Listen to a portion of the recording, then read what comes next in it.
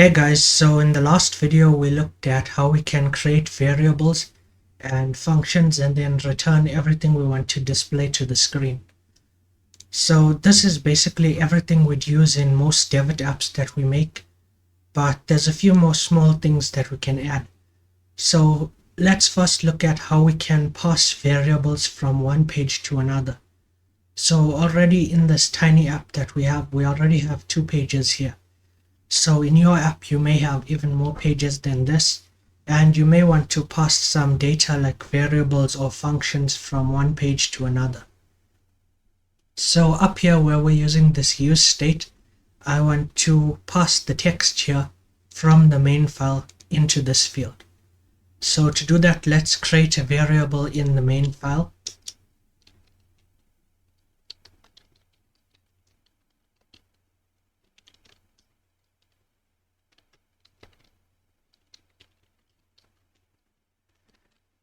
So I've just created a variable here called default text that has a string of default text within it, and we want to pass this to the myApp function down here. But to do that, we first need to set something up in the myApp function, which is up here where we take in parameters. We want to add in curly braces, and then next to that we want to add a colon and then another pair of curly braces. So within this first pair of curly braces, we want to give it the name of what we're passing in. So default text. And then in the second pair of curly braces, we want to again give it the name of what we're passing in. And then add in another colon and the type. So it's going to be of type string. And then here where we're using use state, we can just use that default text that we passed in. So if we save this, everything should be good now. The only thing we need to do is here where we're creating the myApp tag, we need to now pass in a default text field. So here we're just going to pass in this default text variable as the field. Okay, so you may notice that you get an error when you try to do this, and you just need to surround the whole thing in curly braces and that will work. So if we save this and wait for it to rebuild, we can now go back to our app and refresh, and we should see now that the default text shows up here. So we're creating the variable here, and then we're passing it into this default text field. We have to use the curly braces here when we pass it in. And then on the my app page, we're just getting that as a parameter here, and then we're displaying it in the use state here. Okay, so the next thing you might want to do is learn how to add comments and posts and stuff to your app. So for example, we could monitor new posts and then add a comment onto them or something like that. But to do this, let's go back to the docs, and here under capabilities, we can go to the triggers section. So a trigger is something that runs code whenever a trigger condition is met.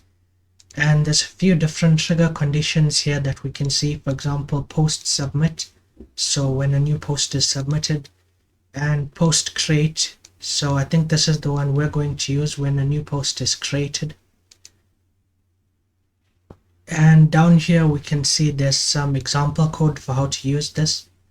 So we want to use Devvit.addTrigger, and then as a parameter we want to pass in an object here.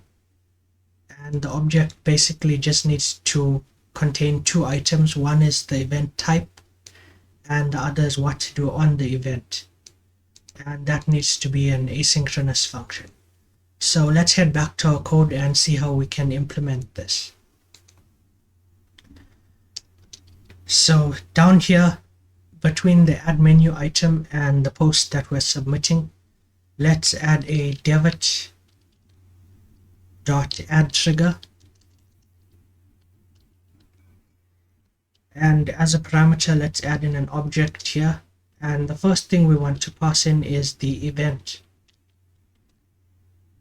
So the event is going to be not post submit like they show here, but we're going to use post create.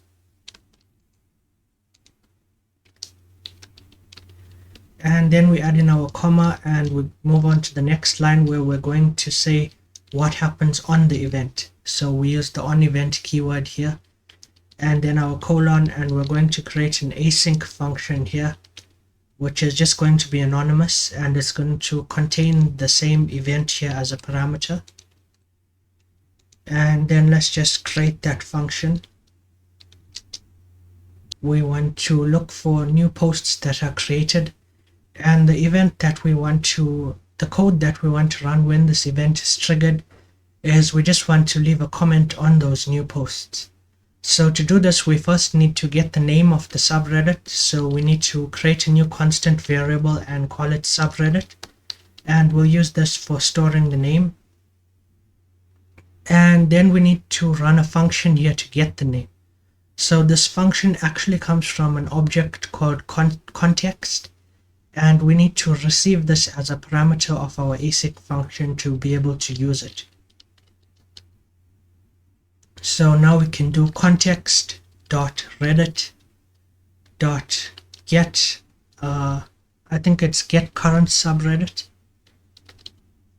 Yeah, it's get current subreddit, and then we just want to run this as a function. And we want to add the await keyword here because this is going to make an API call. So we need to wait for it to complete. And then we want to add a new line of code, and this is where we're going to actually add the comment. So here we need to get the latest posts from the subreddit that we just received.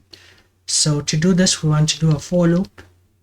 Right now we're just going to take one comment from the subreddit, but you may need to do this with multiple. That's why we're using this for loop here. And we're just going to create a const called post, and that's going to be for each of the posts that we pull down. So off, and now we want to do await again, and then we want to get an array or a list of all the posts. So to get this, we want to use the context object again, and we want to do .reddit.get new posts. And we can see in the example here that to get the new posts, we need to pass in an object here, and the object needs to contain three things. So the first is the subreddit name, the second is the limit, so this is how many posts we want to pull, and then the page size, which we can just leave as the default 100.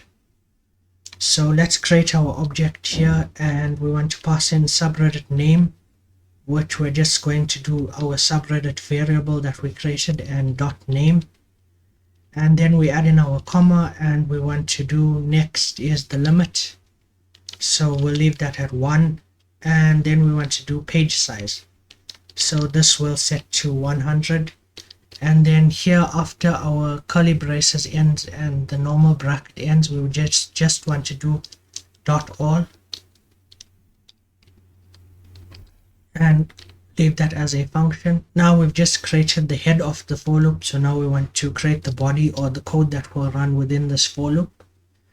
And remember here, we're just grabbing each post individually, so we can use that within this function. And we just want to do await post.add comment,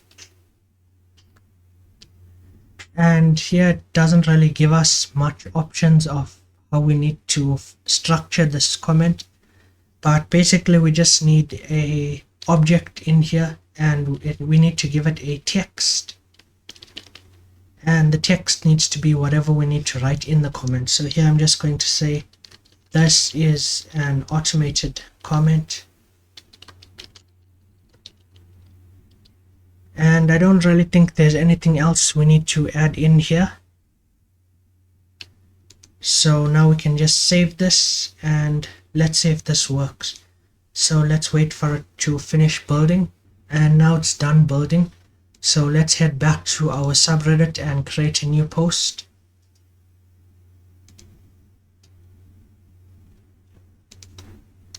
I'll just say a test post to test the bot.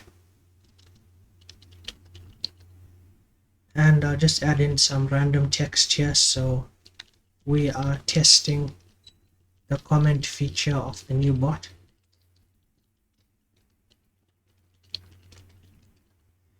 And if I post this, we should hopefully receive a comment from the bot. So let's head into the post. And we don't seem to be getting any comments right now. So let's refresh this. Okay, so now if we refresh this, we should now see that there's a comment here saying this is an automated comment. It did just take a couple of seconds for the comment to be posted, so it wasn't instant, but it was only about a minute difference. So this is how you would add comments from the app that you created. You can do this to create things like auto moderators or stuff like that. And yeah, this is all I have to show you guys in this video. I hope you enjoyed it, and if you did, please like and subscribe, and I'll see you guys in the next video.